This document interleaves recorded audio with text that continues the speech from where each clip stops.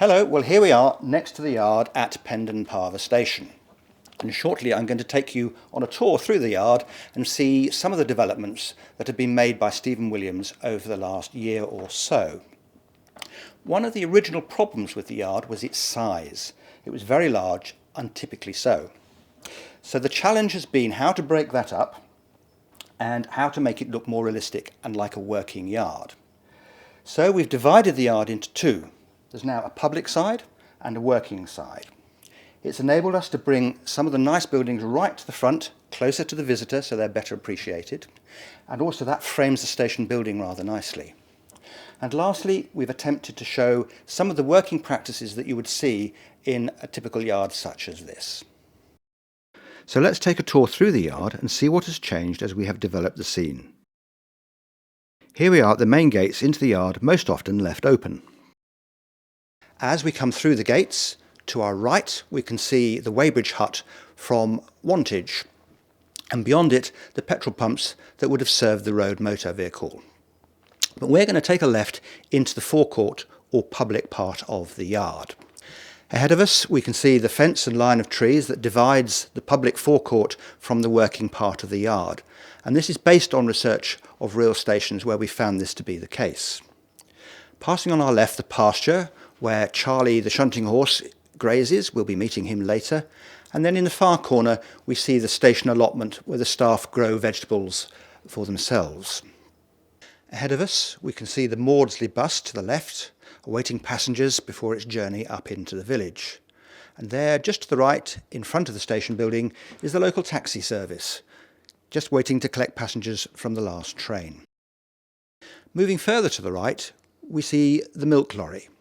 Now formerly we had this positioned by the dock, but we realised this was pretty improbable and that churns would have been loaded and unloaded off mainline trains stopping at the station. So here it is, posed by the gate, awaiting the next service. Next to it are a couple of typical Great Western corrugated iron huts. These came in all sorts of shapes and sizes, from small 6x6s to the large one here which was 14 feet by 8. They were used for a variety of purposes. Lamp stores, fuel stores, general stores, and occasionally small workshops.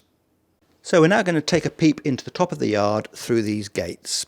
This is the working part of the yard, and to our left, just ahead of us, we can see a typical Great Western standard weighbridge hut with a weighbridge in front of it. Just to my left, you can see a generic building made by Alan Butcher many years ago, and up until recently it had no home, so being able to site it here in the station is a real plus. It might have been used as a store or possibly even a small mess hut for the yard staff. You will have spotted that this yard has two weighbridges, and although not common, it was certainly the case at Wantage Road. The one we saw earlier served the Wantage tramway, and this Great Western one serves the main yard. So we're going to leave this top part of the yard, retrace our steps and come back in through the lower entrance. On our right we pass the petrol pumps we've already seen, and ahead of us we see the black corrugated iron building that houses the road motor. Beyond this is a small coal merchant's building, and behind that, to our left, we see the stable block where Charlie, the shunting horse, lives when he's not working. We'll be meeting Charlie a little bit later on. With the yard gaffer's permission, we're going to take a stroll down through the yard and see some of the work going on here. The first we come to is Mr. Reynolds, the coal merchant. There's his wagon, and next to it, a couple of his workers taking a break from unloading coal and bagging it up. This was back-breaking work.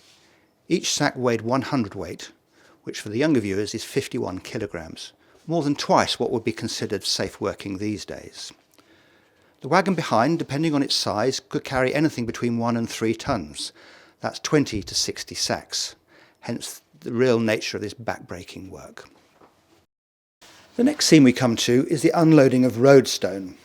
The wagons belong to John Arnold, who held a contract for supplying roadstone to Berkshire County Council in the Pendon period. The quarry was at Chipping, Sodbury. The foreman on the ground is less than happy. His men have carelessly unloaded stone onto the ground, meaning it will have to be double-handled. Much better that they unload it directly into the lorry, which is currently what's happening now he's appeared on the scene to take control. The roadstone is going to be used for surfacing one of the first roads in the Vale, what is now the A420, and we will have a small scene down by Acorn Bridge demonstrating this. Finally, we come to our last scene, and here is Charlie, our lovely shunting horse, big Shire horse, pulling one loaded wagon with timber. Shunting horses were used quite commonly in small yards where it wasn't economic to provide a shunting engine. Our horse Charlie is named after the last horse that served British Railways, retiring from Newmarket on the Eastern region in 1967. Behind Charlie, waiting patiently in the goods shed, is another Shire with a wagon waiting his load. Did you know that Pendon Museum is a registered charity and relies on the support of visitors and friends of the museum to maintain and enhance this highly regarded attraction? Becoming a friend helps us to ensure that we can offer this unique in-house and online visitor experience for generations to come. We would love to welcome you to our group, and we offer many benefits for a small annual fee. For further information, please click the link below.